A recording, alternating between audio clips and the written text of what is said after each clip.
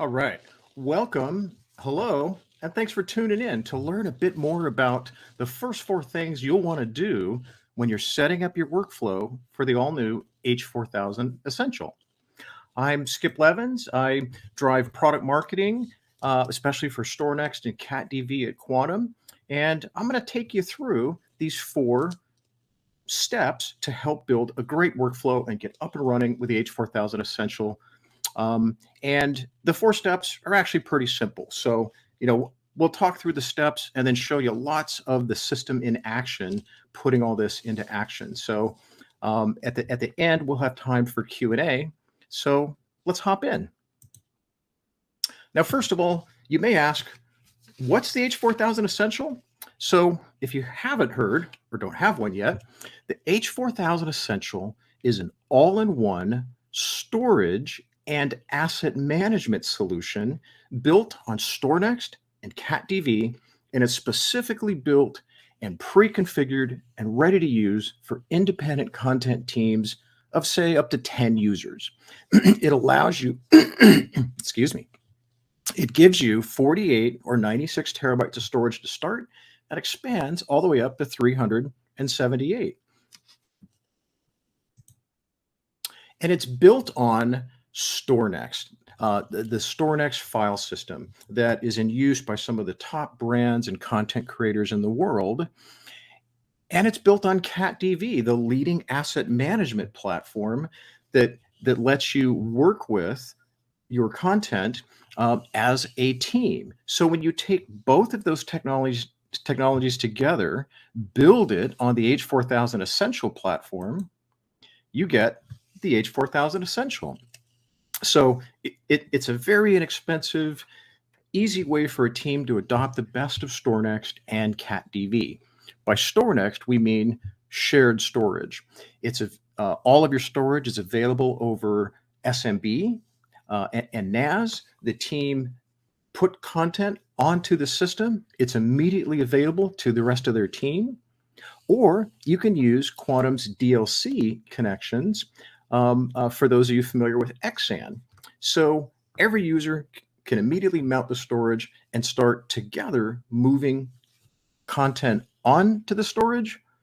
And here's where it also gets indexed by CatDV.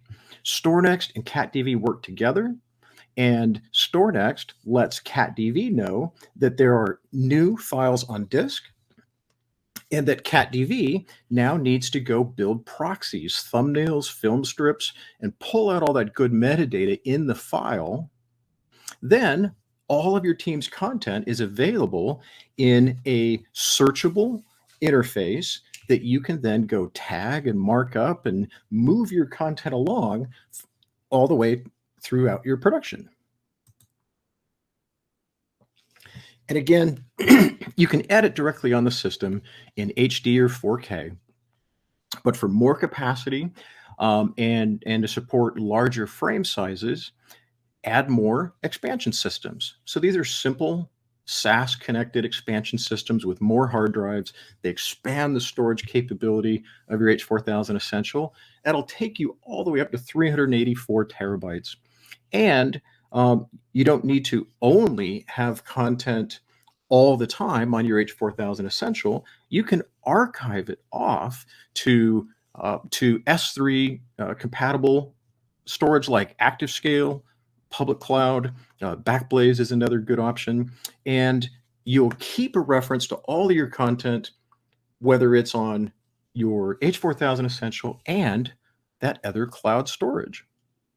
And again, you're using real StoreNext, real CatDV, and when you as a team want to grow larger and have more the full capability and configuration of CatDV, perhaps multiple sites, that sort of thing, you're ready. You're already using this technology, and you can migrate up very easily. And one other thing to point out is that the system is truly pre-configured and made as simple and easy as possible to get up and running.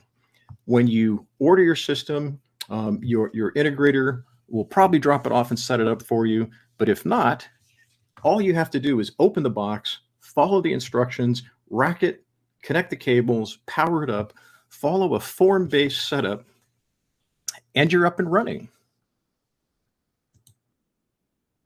Okay, so once you're up and running, what are these first 4 steps? Well, they're essentially first thinking about your workflow. How do you as a team work together?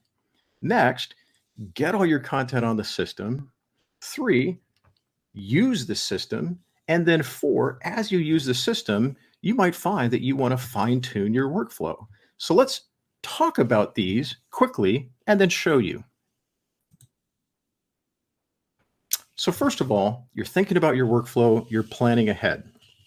So probably the first question you want to think about is, how do we as a team work together? Will we have, for example, do we want to set aside one of our user accounts for a role-based account? Perhaps we might have a number of loggers that rotate in. Then rather than saying Amy, an account for Amy, it's an account for logging desk 1, logging desk 2, that sort of thing. And then the other thing to think about is or make note of is that users can be admins of the CatDV system or users. And admins have the capability to change elements of the installation, the user interface, the tag fields, that sort of thing. But maybe that's not something you want to hand out lightly. So, but I would definitely recommend that you have more than one admin so that when that one admin actually gets to take a vacation, someone else can step into the role. Beyond that, thinking about content. You probably have content all over the place, but as you work together as a team, think about what's a good way to organize all of your projects. Now, if you tend to work on one major project at a time, that's pretty simple. But you probably then also want to have other content readily at hand, and you might want to think about how you want to organize that. Say you want to do B-rolls or callbacks or establishing shots, that sort of thing. You might want to set up a catalog just for that kind of content. So that's probably the first thing is think ahead. So when your system is ready to go, you know how to swing into action. And the second step is the physically moving content in. I'll bet your content is on a bunch of hard drives. It's stuck in everything from personal workstations, old laptops, that sort of thing. This is an opportunity to see exactly what you as a team have and start building your content library and make it easier to go build new projects from that existing content. And one thing people that adopt CatDV say over and over again that was sort of their real light bulb or accelerating moment is that their whole team has a single view of everything they have. No ifs, ands, or buts. This is our content. It's in one single view, and we can all look at it and see it. And you can find things like whether you have duplicated content, perhaps you have multiple formats of content, and realize maybe if I have a source file and a mezzanine file, maybe I can let go of a smaller version that crept in, etc. So you can see exactly what you have. Okay, so with no further ado, let me show you those first 2 steps in action. And along the way, you'll get a nice tour of some of the features and things you can do in CatDV. So first, let me take you to a system that hasn't really been set up yet. Say it just got provisioned and I've got my IP address here, which I'm connecting to, even though I'm remote, via VPN back to the home office. So I'll go ahead and log in with my credentials.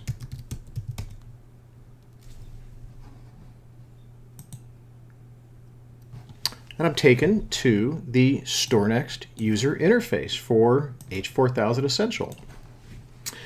We've covered this in other places, but here you get an at-a-glance view of system performance and all the different bits of information about how the system is set up, its configuration, different tasks, alerts. This is where you inspect logs, etc.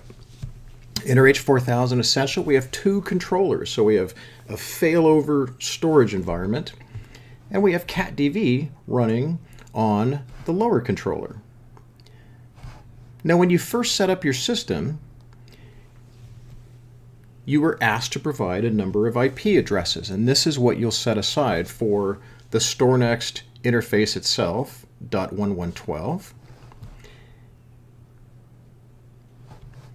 And this is also where you set up the IP address to connect to the storage via SMB NAS, in this case 10.65.169.124. So let me now go connect to that storage.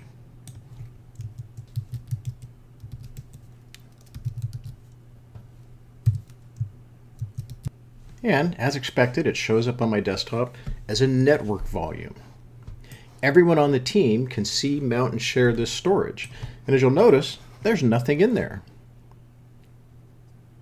So now let's take a look at this notion of adding content to your H4000 Essential, how it gets indexed, and then the notion of catalogs. So there's no content here. Let's grab some. So I'll grab these three pieces of content. They're small. Just drop them in the top level of our shared storage.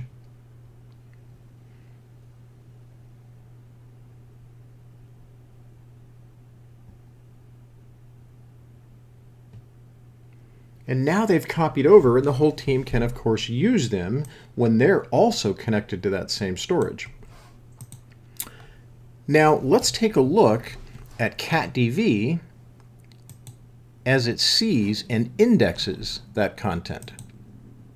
I'm an admin, so I can peek in on the workers. These are the automated bits of functionality that talk to StoreNext, find new files on storage, and then index them, create thumbnails, and build proxies and that sort of thing. And we can see the job running.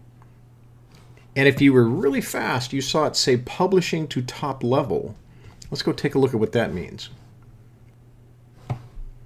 So let's now hop over to the catdv interface. I'll go ahead and open it in another tab.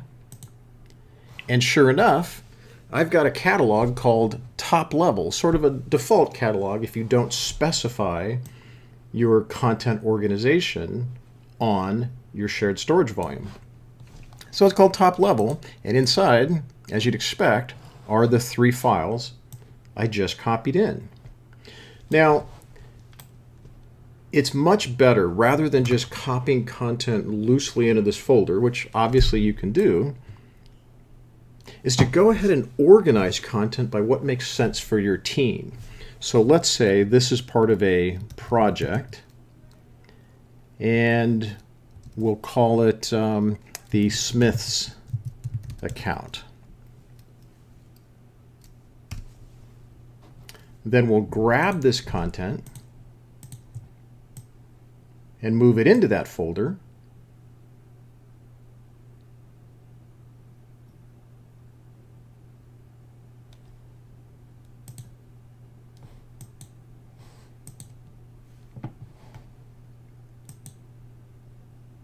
And shortly, the H4000 Essential and catdv will notice that it's in a new folder and will create your catalog structure to match.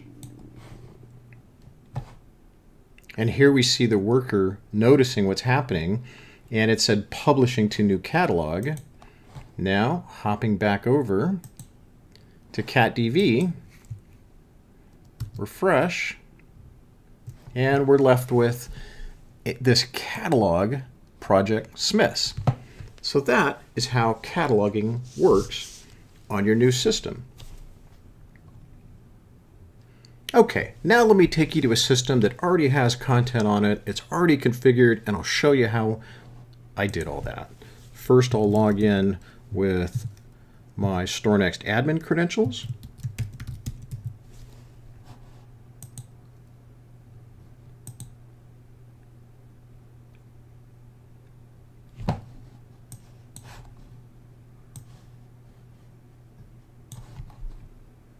looking good. Now I'm going to launch the CatDV UI and use my CatDV user credentials that are also the same credentials I used to mount the network shared storage as well. So I'll do both of those.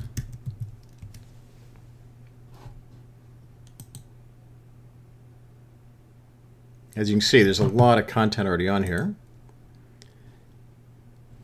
And here are different catalogs. So you can imagine a few different ways of using this. First is, imagine we are a multi-office agency. So we'll have all of our content in Global Creative that all of our users can log in and look at, search, and use very easily. But we might also want to let each office create their own catalogs for content for their individual uses.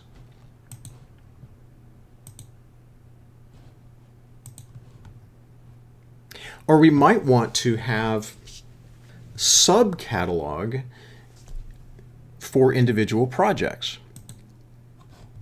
And as you'd expect, they correspond with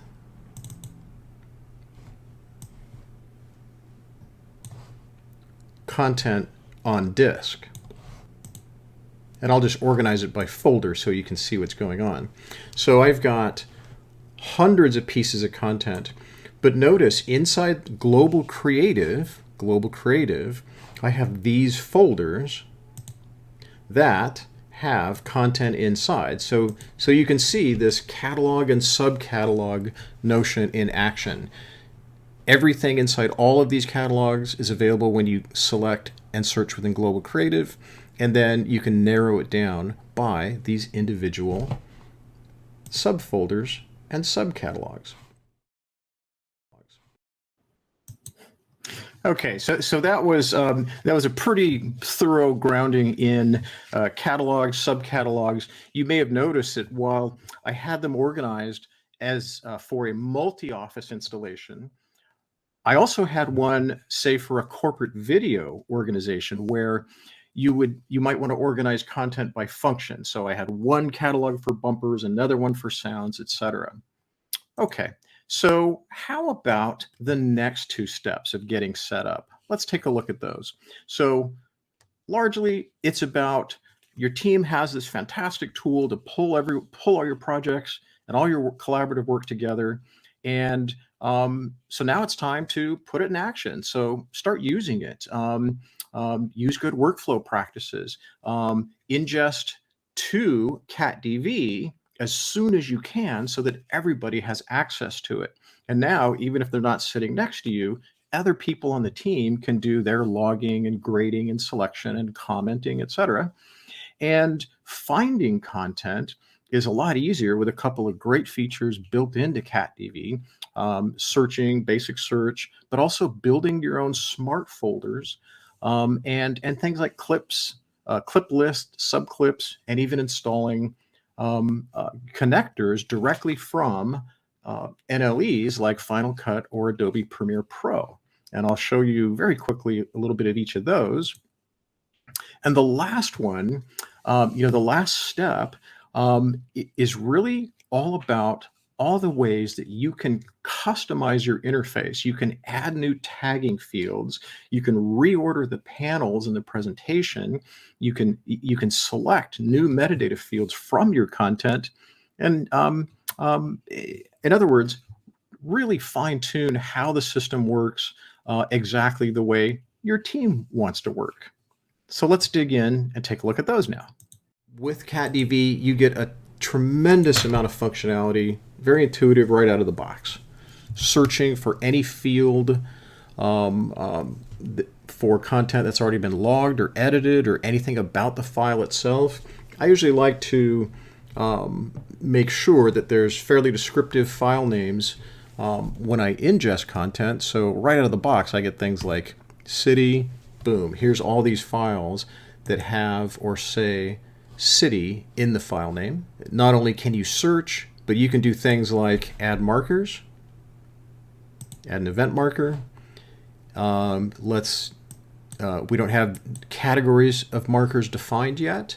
I'll show you how to do that in a moment, but let's just say this is let's just call it a note. Start shot here. And of course you also have other sort of tools. You want to mark up the frame and say we want to shoot something that really focuses on the skyline itself, for example. So you've got some annotation tools here. You can mark in and out points for subclips. You can create ranges, markers that are ranges, create a subclip and hand that around instead of the entire clip, and even do a little bit of audio level monitoring. Okay, so you get all of that right out of the box. Let's jump over to log notes. Now in log notes, you get a review and approval framework right out of the box. So let's say as we're logging and someone's just reviewing this file, it just came in. Let's say this was a helicopter shot and we're saying city, skyline, over park, and warehouse and art buildings. Something like that. Now all of that will now be searchable, all that content. And maybe reviewer notes like got in batch just as sun came up, something like that. And perhaps we want to tag it awaiting approval or revision required or approved. We'll just say awaiting approval, done. So now, say we go back to our catalog and we want to look for now warehouse. That pops up right away. So the process of interacting with your content and logging it means that you now just made it that much more searchable. Here's warehouse. Okay. So there's log, comment, and review and approval. Now, as for categories of markers, you can easily add to those, and the person marked admin for your team can simply go here, add marker categories. So maybe we want to flag anything that needs clearance. So we want our legal eagles to take note of that certain type, and maybe we want to add one for how about special effects team, want to take note of something, that sort of thing. So now when we go back, maybe we grab something like the stadium shot, and let's say as we are scrubbing through, maybe someone's concerned that that was a logo, for example. So maybe right here, let's go ahead and drop a marker for clearance and say, make sure field logo is cleared. Or maybe we just want to obscure it. And then to make it really easy for them to find, a nice big bright blue thing right there. So there you go. Right out of the box, you get all that functionality and lots of customization for how your team works. Now, how about the notion of clip lists? Let's see. So we'll select a few animal shots. So we'll select chicks, and of course, my favorite chameleon, bees, technically insects, but we'll throw them in. And here's an elephant, and an owl, and an otter. And now we will drag our hamburger menu and add to clip list. We may have one we're already building together as a team, or we'll just create a new one. And we'll go ahead and name it animals.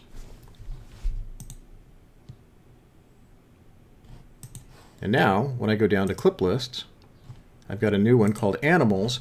So it's a very easy way to categorize and sort. It's not creating new records, it's more of a reference record. Okay, so that's clip lists.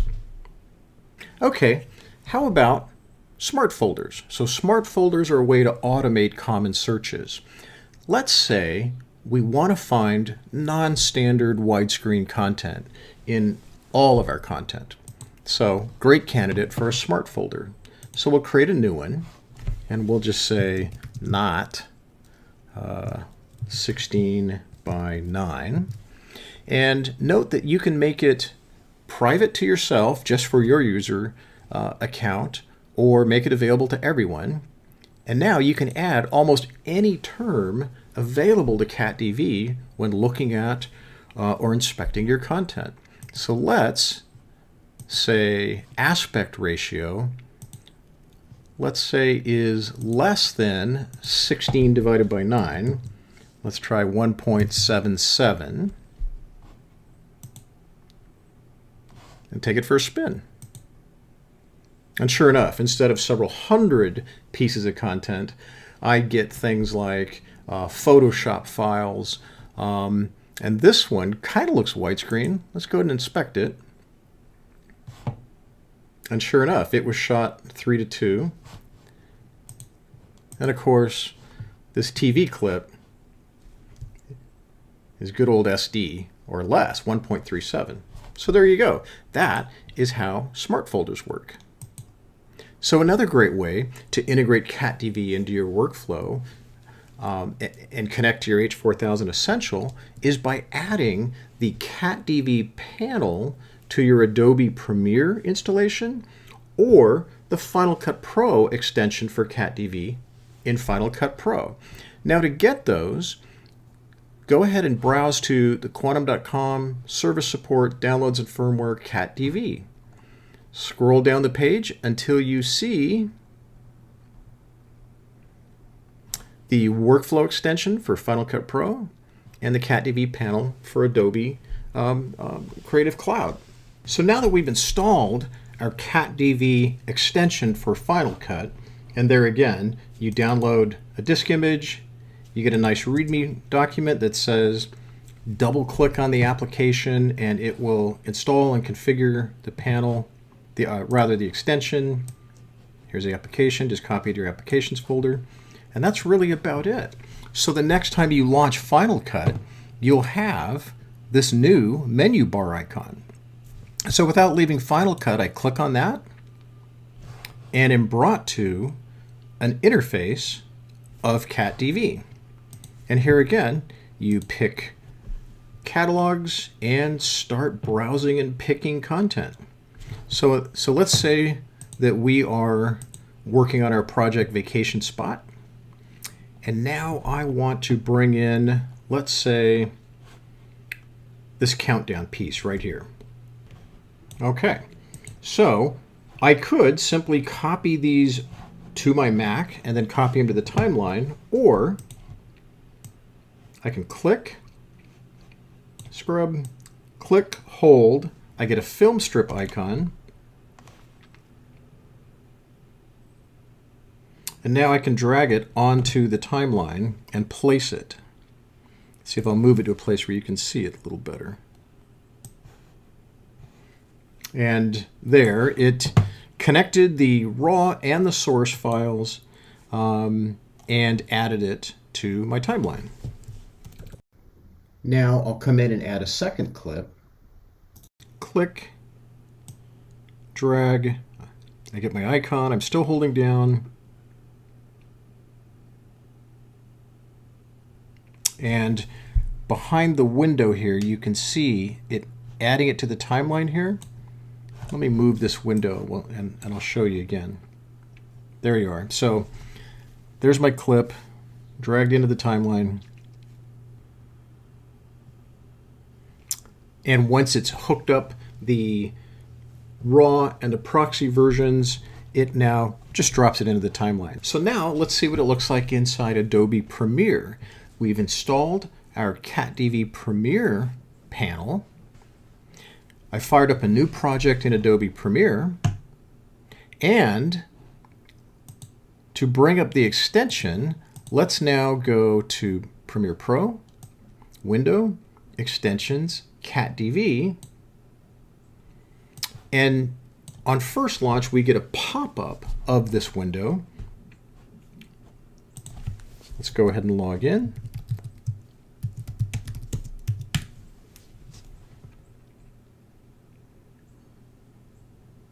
And just as in the Final Cut example, you have an interface directly in to CatDV.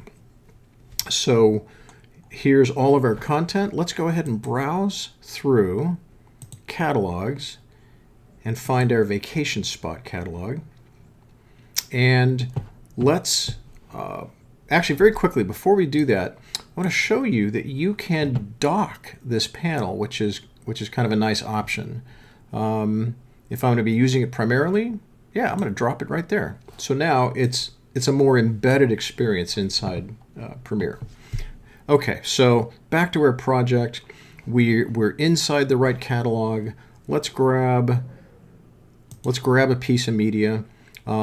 Just as in CatDV, I can select, preview, scrub, and so we know this is a clip we want to add to our timeline.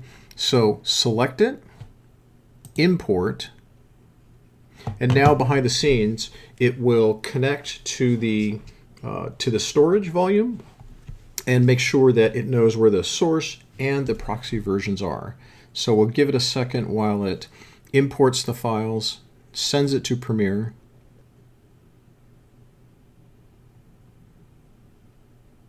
and then we see it coming in and then added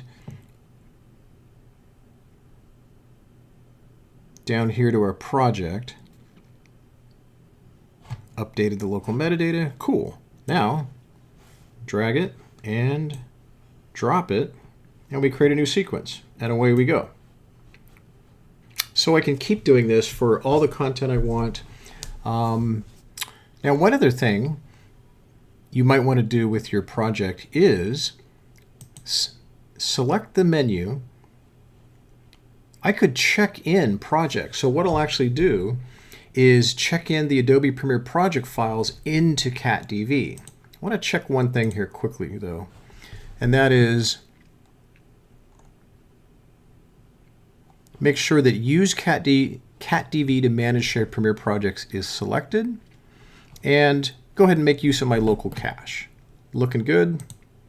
Let's go ahead now and check in my project and publish it back to CatDV. Back in CatDV now, I take a look at my catalog for our working project. We've got a new file here that is the Premiere project file. So now when I go back and take a look at my catalog, vacation spot, maybe I'll switch to a list view, and as I scrub through, I now see a new type of file. This is the Premiere project file for this project. So if I select, I can now check out the project to go back to working on it. Project successfully checked out. So you can go far deeper in your multi-editor workflow, but these are the basics, and I think you'll have a fun time incorporating this into your workflow. So now let's talk a little bit about how you can fine-tune CatDV for your team. So after your team has gotten used to using CatDV, they're very proficient in it, you may find that you want to make some tweaks to better fit your workflow. For example, one thing as an admin is rearrange and reorder the panels that come up on the side here. So my screen is set to HD, and while I could, since we're using a web browser, I can minimize the font to make the interface more compact. But you still may want to make these individual panels shorter and perhaps even rearrange them. So here's how you'd go do that. Go to the admin screen, and now take a look at the panels, and you can now adjust some of the panel names. For example, you might also want to reorder them. So in this case, I've got the summary panel that has a lot of information about the individual file. I have it at the top, but if I wanted to move it up or down, say I wanted it all the way down, maybe clip more in the middle, then we'll put it there, and then we'll just go ahead and see what that looks like. So now summary's over here, and I really do want it back at the very beginning. So I'm going to do that and refresh, and it jumps back to the beginning. One other thing you can do is add individual fields inside each panel. So, for example, if I'm looking here, there's really nothing for, so I get audio bits, audio channels, and audio rate, but maybe I want even more. So first thing I'll do is go grab a clip that I know has audio attached to it.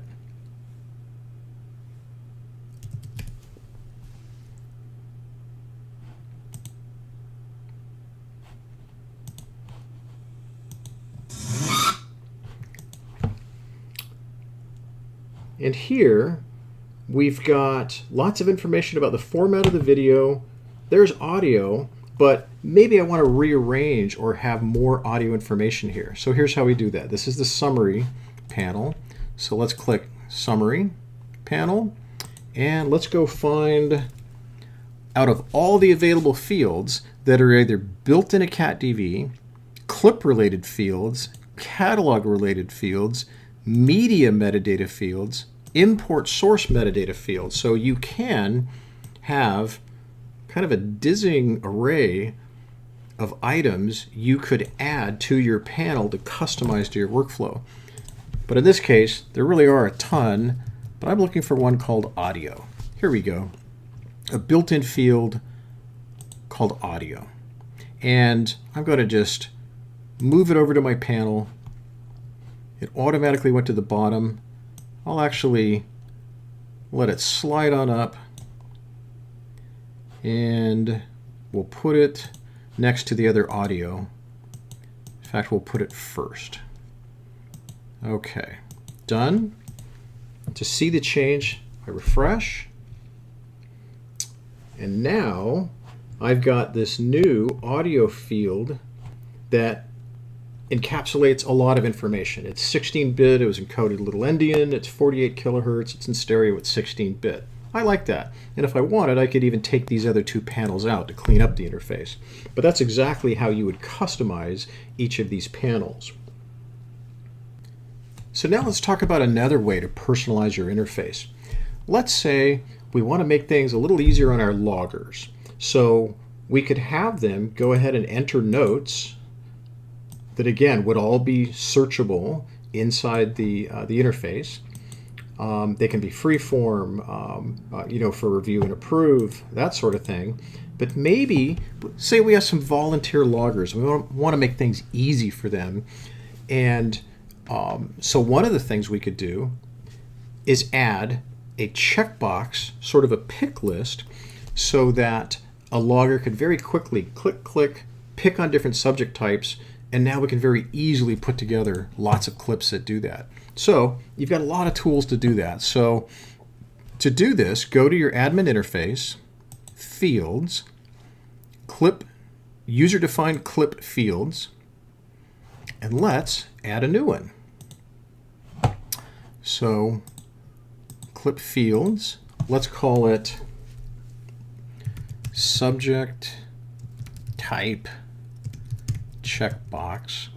It's not very imaginative, but it is enough information to build a unique string that identifies this chunk of content we're going to create. And now for type, you've got a lot of choices. We'll go with multiple checkboxes. One nice thing about checkboxes, it keeps people from misspelling things multiple different ways, and helps keep your tagging nice and lean. And it's as simple as this. Enter your checkbox values, one per line. So just to demonstrate, let's just say animal, car, skyline, that sort of thing.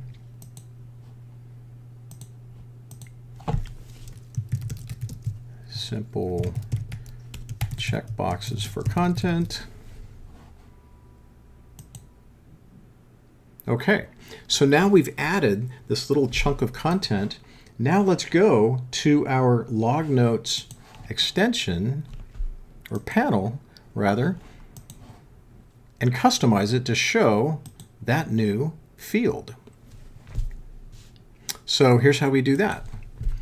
So we're in the panel for log notes and logging. That's this upper section here. Now let's go look for checkbox, subject type checkbox, the one we just created. We'll drop it in right under the notes field. Looks good. Maybe we'll actually move it on top of the notes field. Hit OK. Refresh. Log notes. And there we are. There's our new tag checkboxes. So I think a chameleon counts as an animal.